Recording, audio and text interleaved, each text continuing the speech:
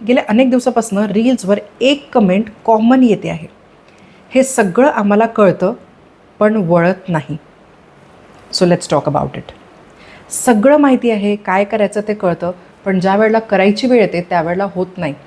Videos बघतो, motivational talks बघतो, motivate होतो, पण ॲक्च्युली ज्या वेळेला एक्झिक्युशन करायचं असतं त्यावेळेला होत नाही. मग काय, आळशी आहात म्हणून? नाही. This is normal protective mechanism of brain which is known as limbic friction. म्हणजे काय, आपल्याकडे 2 प्रकारचे ब्रेन आहेत. पहिला ब्रेन आहे जो असतो लॉजिकल ब्रेन, ज्याला चॅलेंजेस आवडतात, ज्याला गोल्स आवडतात, ज्याला नवीन नवीन गोष्टी ट्राय करायच्या असतात. आणि दुसरा ब्रेन आहे तो आहे इमोशनल ब्रेन, जो या चेंजेसला रेजिस्ट करतो, कारण तो बदलाला ॲज अ थ्रेट किंवा धोका म्हणून बघत असतो. त्याला कम्फर्ट आवडतं, त्याला आराम आवडतो, तो आपली एनर्जी कन्झर्व करण्याच्या प्रयत्नात असतो. त्यामुळे मग लॉजिकल ब्रेन म्हणतो रन कर, एक्सरसाइज कर, आणि लिम्बिक ब्रेन म्हणतो कशाला, आराम कर.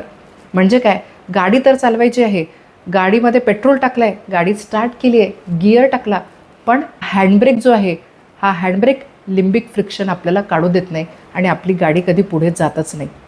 आजच्या रीलमध्ये मी तुम्हाला सांगणार आहे 5 सिम्पल टेक्निक्स ज्याने आपण हा हँडब्रेक रिलीज करू शकतो.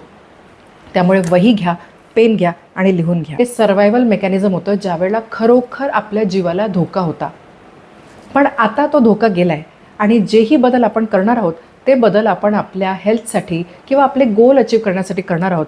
हे आपल्या लिम्बिक सिस्टीमला, लिम्बिक ब्रेनला कन्व्हिन्स करणं महत्त्वाचं आहे, ज्यासाठी सेल्फ टॉक आणि सेल्फ अश्युरन्स आपल्याला मदत करेल.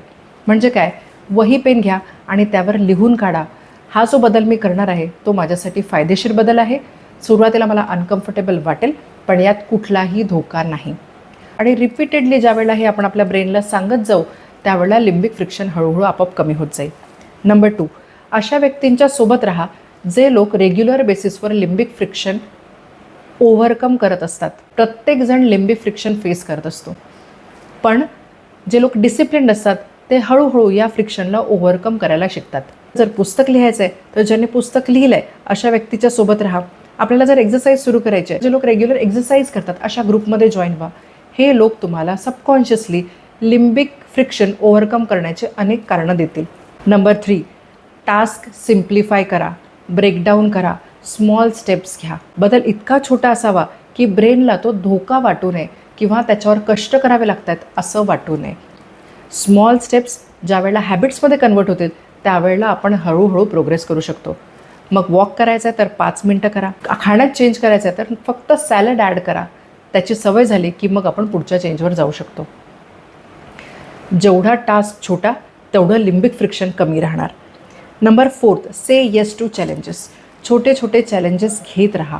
आपल्या मुलांनाही छोटे छोटे चॅलेंजेस घ्यायला लावा, कारण जे लोक छोटे छोटे चॅलेंजेस घेतात आणि या चॅलेंजेसना पूर्ण करतात अशा व्यक्तींना पुढील आयुष्यामध्ये लिम्बिक फ्रिक्शन हे थोडं सहजतेने ओव्हरकम करता येतं. पण जे लोक अति कम्फर्टेबल आयुष्य जगतात किंवा कुठलेही चॅलेंजेस एक्सेप्ट करत नाहीत अशा व्यक्तींना जास्त प्रमाणात लिम्बिक फ्रिक्शन येतं. डेली छोटंसं एक चॅलेंज आपल्या स्वतःसाठी, आपल्या मुलांसाठी सुद्धा घ्या. सुरुवात हेजिटेशननी होईल, परंतु it will end with a confidence of you can do it. आणि लास्ट, कुठली गोष्ट ज्यावेळेला आपण इमॅजिनेशनमध्ये करतो त्यावेळेला आपण खूप नेगेटिव्ह इमॅजिन करतो, त्यामुळे त्याची आपल्याला भीती वाटते किंवा ते फार काहीतरी मोठं आहे असं वाटतं. पण ज्यावेळेला आपण करायला लागतो त्यावेळेला आपल्याला लक्षात येतं की हे एवढं अवघडसुद्धा नाही. सो सेटअप करा. म्हणजे काय, उद्या एक्सरसाइज करायचं आहे तर आजच रात्री कपडे, शूज रेडी करून ठेवा, पाण्याची बॉटल भरून ठेवा, अलार्म लावा, नोट टाका आणि सकाळी उठल्या उठल्यावर ॲक्शन घ्या. बाहेरचं ऑर्डर करणं बंद करायचं आहे तर सर्वात पहिले फूड डिलिव्हरी ॲप्स डिलीट करा. मार्केटमध्ये गेल्यात तर जंक पदार्थ विकत घेणं, पॅकेट फूड विकत घेणं आणि घरी ते साठवणं बंद करा. आणि ज्या वेळेला तुम्ही हा प्रवास सुरू कराल त्यावेळेला या प्रवासामध्ये तुम्ही खूप वेळा भटकणार आहात. आपला ट्रॅक सुटेल, आपण वारंवार डेव्हिएट होऊ, कम्फर्टेबल आपल्या झोनमध्ये परत येऊ, पण ते महत्त्वाचं नाही आहे. महत्त्वाचं हे असणार आहे की किती लवकर आपण आपल्या ट्रॅकवर पुन्हा परत येतो. सो ही रील सेव्ह करा आणि त्या लोकांना फॉरवर्ड करा ज्यांना बदल करण्याची खूप इच्छा आहे. सो आता तुम्हाला प्रॉब्लेम काय आहे ते माहिती आहे आणि त्याचं ब्लूप्रिंटसुद्धा तुमच्याकडे आहे. So just get going.